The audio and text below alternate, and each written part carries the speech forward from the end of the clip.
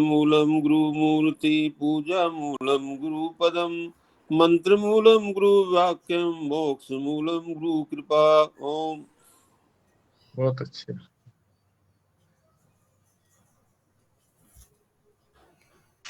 नारायण। नारायण। नारायण। नारायण। सुंदर कांड का पाठ किया था जी, तो वो चार्जिंग जो थी वो समाप्त हो गई थी बिल्कुल, और जब बिल्कुल 5 बजने में 2 मिनट रह गए तब ध्यान आया, देखा तो चार्जिंग है नहीं, तो फिर चार्जिंग शुरू की तो ऑफ हो गया था बिल्कुल, तो ऑन होने में टाइम लगा, इसलिए देर हो गई।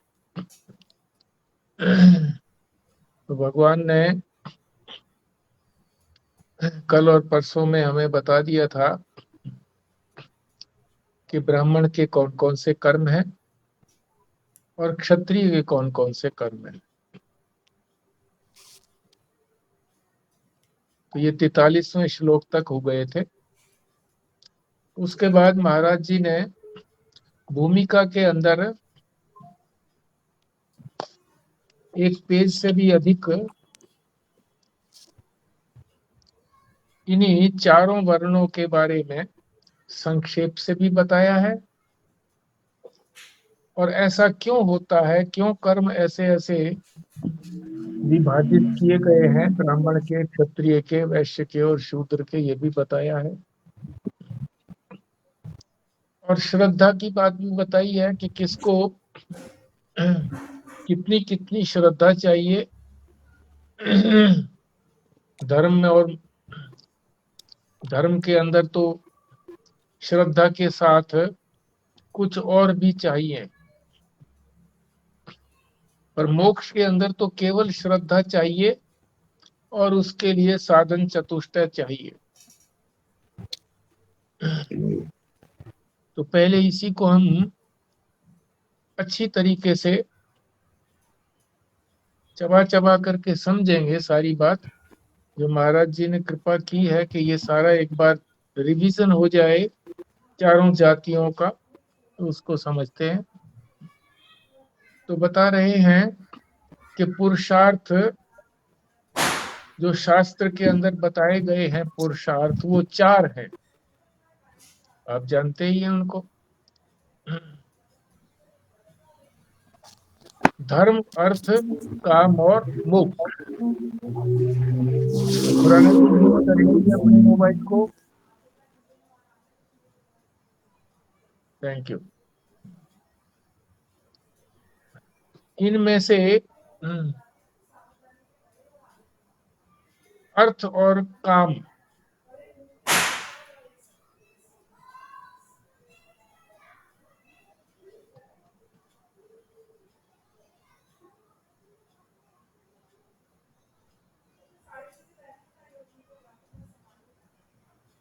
के बारे में शास्त्र नहीं बताता। क्यों नहीं बताता?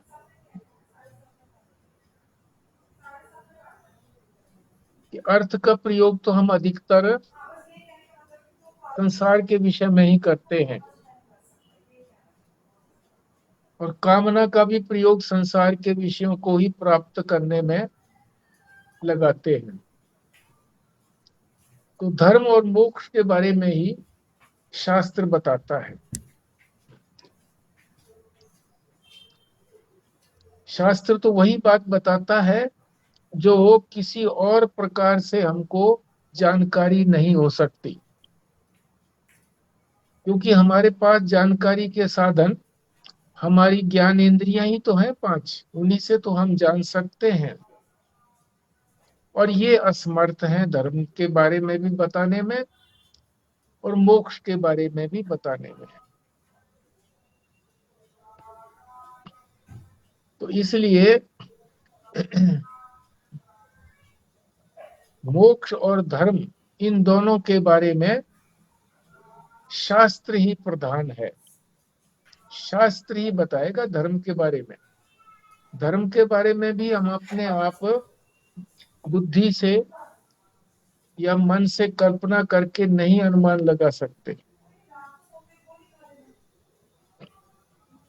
क्योंकि वो परमात्मा और धर्म जो है वो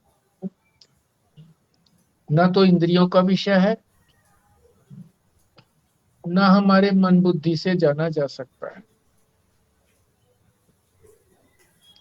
और किसी माध्यम से नहीं प्राप्त किया जाता। शास्त्र ही उसको बताता है,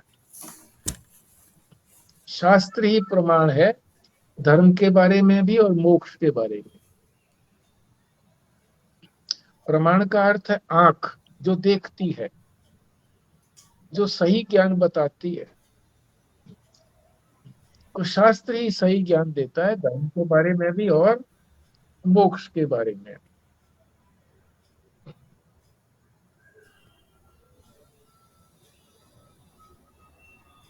इसलिए वेद को समझाने वाले दो ही शास्त्र हैं। वेद के अंदर दो ही शास्त्र बताए गए हैं, सारे चारों वेदों के अंदर, और जितना भी और वांग में है उस सब के बारे में, धर्म और मोक्ष। अब कौन कौन से वो शास्त्र हैं? दो, एक को कहते हैं कर्म मीमांसा, दूसरे को कहते हैं ब्रह्म मीमांसा। मीमांसा का अर्थ है उसकी विचार। एक का तो धर्म का बारे में तो कर्म का विचार किया जाता है, कर्म क्या है, कर्म कैसे किया जाता है, कर्म बंधन में बांधने वाले न बने, मोक्ष की तरफ बढ़ाने वाले बने। इस सारी बात को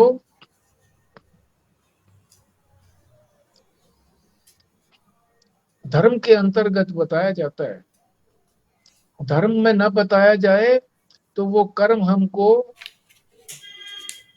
संसार में ही लपेटे रहेंगे। और इसी तरह से ब्रह्म मीमांसा यानी ब्रह्म का विचार, भगवान का विचार, ये भी शास्त्र ही बताता है। वेद के अंदर यही बात बताई है, ब्रह्म मीमांसा और कर्म मीमांसा, जिसको कर्मकांड कहते हैं, और ब्रह्म मीमांसा को कहते हैं ब्रह्म कांड या ज्ञान कांड। कर्म मीमांसा में स्थूल कर्म भी आते हैं और सूक्ष्म कर्म, उपासना भी आती है, वो भी कर्म ही है, वो सूक्ष्म कर्म है।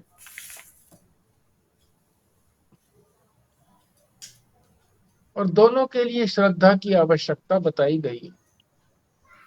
ये भी बात ध्यान में रखने की बात है, श्रद्धा।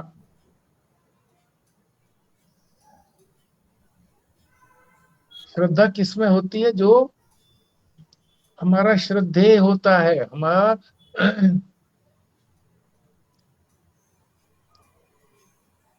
हमारे से अनंत गुना जो जानकार होता है, उसी में श्रद्धा होती है।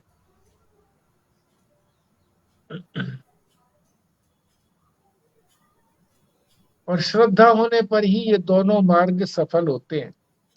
धर्म में भी अगर आगे बढ़ना है तो श्रद्धा की आवश्यकता है, और मोक्ष में भी श्रद्धा की आवश्यकता है। तो श्रद्धा किसमें होनी चाहिए, ये भी बताएंगे।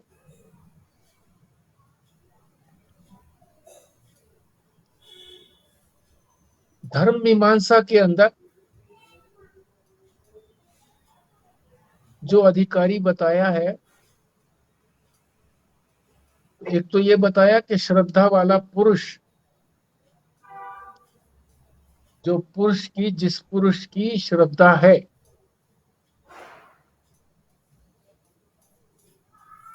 और मोक्ष के लिए भी अधिकारी उसी को बताया है कि जिसकी श्रद्धा है। मोक्ष के लिए किस में श्रद्धा होनी चाहिए? होती तो श्रद्धा परमात्मा में ही चाहिए, मगर उसके लिए जो साधन चतुष्टय हैं, क्या किया जाए, उसको कहते हैं साधन चतुष्टय। चतुष्टय का मतलब चार।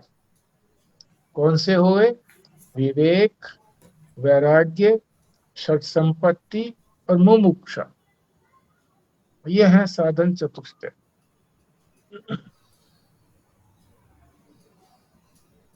तो मोक्ष के अंदर केवल श्रद्धा मात्र न कह करके केवल श्रद्धा की बात ही नहीं कही है।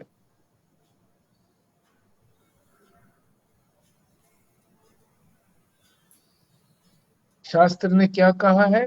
श्रद्धा रूपी धन जिसके पास है। केवल श्रद्धा नहीं कही है, इसको धन कहा है। शास्त्र रूपी धन, श्रद्धा रूपी धन जिसके पास है वही मोक्ष का अधिकारी है, नहीं तो नहीं। कर्म के अधिकार के अंदर जिसका कर्म में अधिकार है, उसमें श्रद्धा के साथ दूसरी चीजें भी बराबर की होनी चाहिए। क्या क्या होनी चाहिए?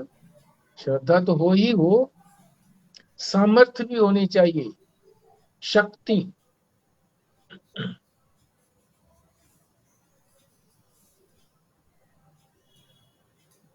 कर्म का निषेध भी नहीं होना चाहिए कि कर्म नहीं करना है, कर्म तो करेंगे। कर्म भी हो और कर्म करने की सामर्थ्य भी हो, और विद्वान भी होना चाहिए।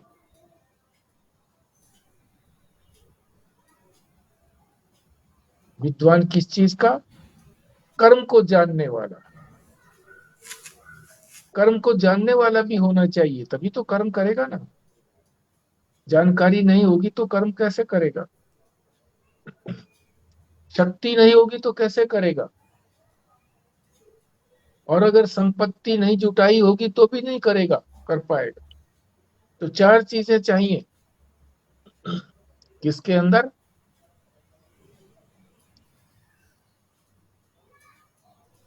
धर्म के लिए, धर्म करने के लिए श्रद्धा तो एक चाहिए ही चाहिए। वो तो मोक्ष में भी चाहिए और धर्म में भी चाहिए, मगर धर्म के अंदर ये चार चीजें और चाहिए। एक तो सामर्थ्य होनी चाहिए, यानी शक्ति, प्राणों की शक्ति शरीर के अंदर। दूसरा ये कि कर्म होना चाहिए, कर्म में भी श्रद्धा हो कि हाँ कर्म करेंगे। कर्म का निषेध नहीं कि नहीं कुछ नहीं करना, शक्ति होते हुए भी कहते हैं कुछ नहीं करना, ऐसा नहीं। कर्म करने में आस्था और ताकत भी होनी चाहिए शरीर में। तीसरा विद्वान भी होना चाहिए, जानकार। और किस चीज का जानकार? कर्म की विधियों का जानकार, कि कैसे कर्म किया जाता है। ये सब श्रद्धा के साथ साथ होने चाहिए। पर मोक्ष में क्या अंतर है? मोक्ष के मार्ग में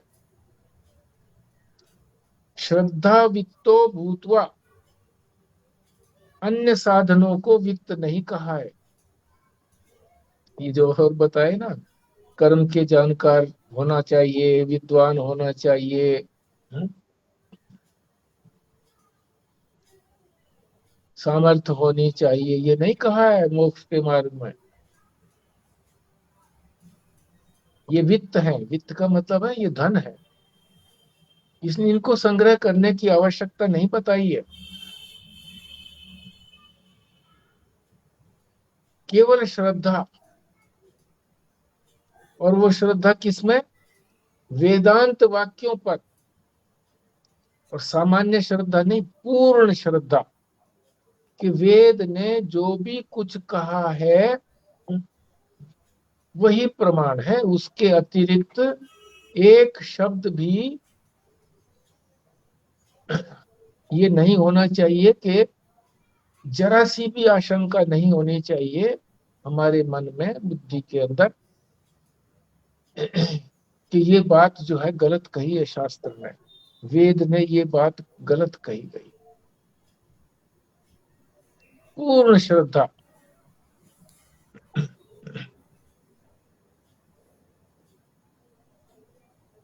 तो वेदांत के जितने वाक्य हैं उनके अंदर पूर्ण श्रद्धा होनी चाहिए। और वेदांत के वाक्यों को समझाता कौन है? सदगुरु। इसलिए सदगुरु के अंदर भी अंध श्रद्धा होनी चाहिए, अंध कह सकते हैं हम इसको, क्योंकि जब तक हमारी बुद्धि उसको स्वीकार नहीं करेगी तो अंध हुआ ना। मगर उसको ये जान करके कि ये बिल्कुल ठीक कहा है। अगर गुरु ये कहता है कि दिन के समय में कहे कि वो रात्रि है, तो ये श्रद्धा होनी चाहिए कि गुरु कभी गलत कहेगा नहीं, क्योंकि गुरु जो है वो वेदांत वाक्यों के अनुसार ही तो बता रहा है हमको, शास्त्र के अनुसार बता रहा है। तो अगर हम गुरु में श्रद्धा नहीं रखेंगे तो तात्पर्य ये हुआ कि हमारा वेद में भी श्रद्धा नहीं है। पर यह समझना पड़ेगा कि कैसे है। सदगुरु से ऐसा कहा जाए कि ठीक है जी, आपकी बात बिल्कुल ठीक है, पर मेरी समझ में नहीं आई। ऐसा नहीं है कि जी आपकी बात तो बिल्कुल ठीक है पर ये व्यवहारिक नहीं है, ऐसा नहीं कहना। जैसे कहते हैं कि पंचायत ने कोई फैसला किया, एक पक्ष कहता है जी आपकी बात शिरोधार्य है, पर पतनाला वहीं गिरेगा। आपकी बात तो ठीक है पर पतनाला वहीं गिरेगा। छतों के ऊपर पतनाले हुआ करते थे, जो बरसात होती थी तो पानी जो था वो बाहर गिरता था। हो सकता है वो किसी के आंगन में गिरता हो, खाली स्थान में गिरता हो, किसी का बाड़ा बना रखा हो, उसने कोई और कार्य में उसको लगाता हो दूसरा पड़ोसी, तो पड़ोसी ने उसको बार बार कहा कि भाई ये तेरा पतनाला जो है इधर गिरता है, इसको दूसरी तरफ कर लो या बंद कर लो, ऐसी मोरी बनाओ कि भाई ये मेरे